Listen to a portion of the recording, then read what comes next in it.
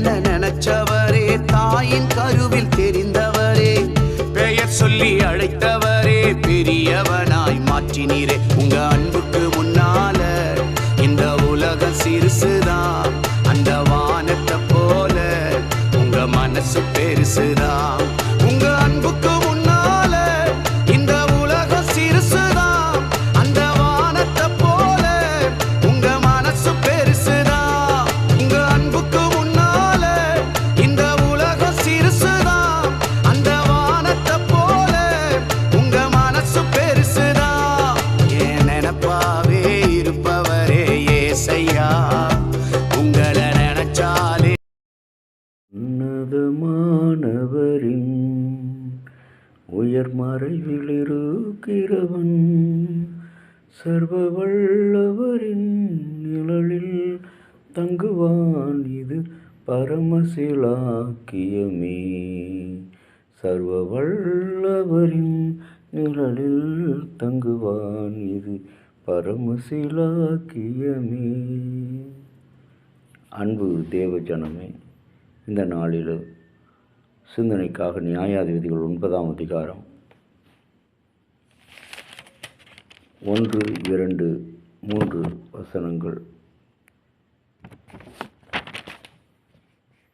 யெருபாகேலின் குமாரன் அபிமெலேக்கு தன் தாயின் சகோதரனிடம் சீகேமுக்கு போய் தன் தாயை பெற்ற பாட்டனாரின் வம்சத்தார் அனைவரையும், நீங்கள் சீகேமில் வந்து குடும்பத் தலைவர் காதுகள் கேட்க பேசி, யெருபாகேலின் குமாரன் 70 பேரும் உங்களை ஆளுவது உங்களுக்கு நல்லதோ, ஒருவன் மாத்திரம் ஆளுவது நல்லதோ உங்களுக்கு என்று சொல்லி கேட்டான். நான் உங்களின் தசைமானவன், எலும்பானவன் என்று சொல்கிறார்.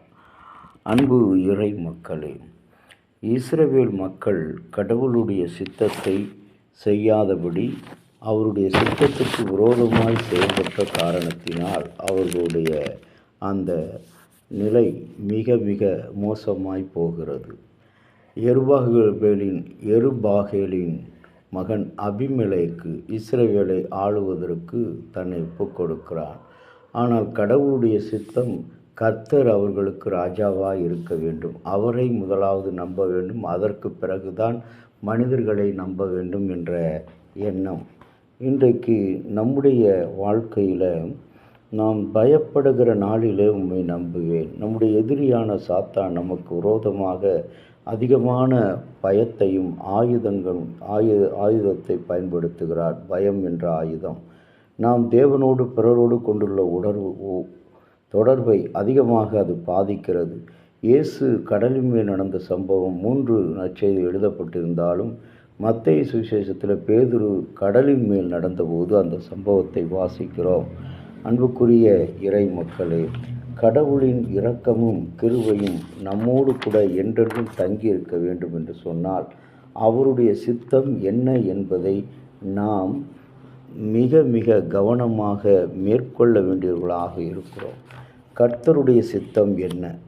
1917ஆம் ஆண்டு வில்லியம் கேமரூன் என்று அழைக்கப்பட்ட ஜான் விட்கிளிஃப் கவுதமாலா நாட்டிற்கு ஸ்பானிஷ் மொழியில் வேதாகமத்தை விற்க மிஷனரியாக சென்றார்.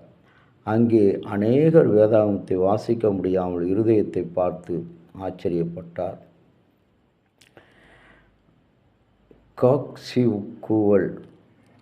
காக்சிகுவல் என்ற மொழியை பேசினார். அம்மொழியிலே வேதாகமம் இல்லாதிருந்தது. விட்கிளிஃப் அங்கிருந்த அனைவருக்கும் வேதாகமத்தை புரிந்து கொள்ள வேண்டும் என்று விரும்பி அந்த மொழியில் பயிற்சி பெற்று பள்ளியை துவங்கி அநேகருக்கு வேதாகமத்தை மொழிபெயர்ப்பு கற்றுக் கொடுத்தார். 1942ஆம் ஆண்டு அதிகாரப்பூர்வமாக விட்கிளிஃப் பைபிள் டிரான்ஸ்லேட்டர் என்ற ஸ்தாபனத்தை நிறுவினார். 1951ஆம் ஆண்டு தன்னுடைய முதல் மொழிபெயர்ப்பில் அவர் துவங்கி 2000 ஆண்டில் 500வது மொழிபெயர்ப்பை வரை தொடர்ந்தார். 10 ஆண்டுகளில் விட்கிளிஃப் பல சாதனைகளை படைத்தார். இன்றைக்கு நம்முடைய வாழ்க்கையிலும் கூட சாதனைகள் அநேகம் செய்ய நாம் முயற்சிக்கிறோம். ஆனால் அந்த சாதனைக்கு துணையாக இருப்பது யார்? அந்த சாதனைகளை நிறைவேற்றுவதற்கு துணை யார் என்பதை, அவருடைய சித்தம் என்ன என்பதை உணராதவர்களாக நம் வாழ்க்கையிலே சவால்களை சந்திக்கும்போது கர்த்தருடைய வார்த்தையானது அவருடைய வல்லமையின் ஊற்றாக நமக்கு இருக்கிறது என்பதை நாம் மறந்து விடுகிறோம். இஸ்ரவேல் மக்கள் அவ்வாறு யார் நம்மை ஆள வேண்டும் என்ற எண்ணத்திலே தெளிவில்லாமல் இருந்தார்கள், புரிந்து கொள்ளுதல் இல்லாமல் இருந்தார்கள். யார் நம்மை ஆள வேண்டும்? இன்றைக்கு இஸ்ரவேல் மக்களை ஆள்வது என்பது கிதியோனை தேடினார்கள், அபிமெலேக்கை தேடினார்கள். யார் எந்த உறவுக்காரர்களாக இருந்தாலும் கர்த்தர் முதலாவது நம்மை ஆளுகிறவர். அவர் என்னுடைய ராஜா, அவருடைய சித்தம் எனக்கு என்ன வைத்திருக்கிறார் என்ற எண்ணத்தை நான் என்னுடைய ஊழிய பாதையிலே அதைத்தான், கடவுளே உம்முடைய சித்தம், சிறிய காரியங்கள், பெரிய காரியங்கள், பிரச்சனைகள் எதுவாக இருந்தாலும் கடவுளே இந்த செயல், இந்த காரியம் எப்படி வந்தது என்று சொல்லி அவருடைய பிரச்சனை, அந்த சித்தம் என்ன, அந்த பிரச்சனைக்கான உம்முடைய சித்தம் என்ன என்பதை நான் அதிகமாக ஆண்டவரிடத்தில் கேட்டுதான் நான் முடிவெடுப்பேன்.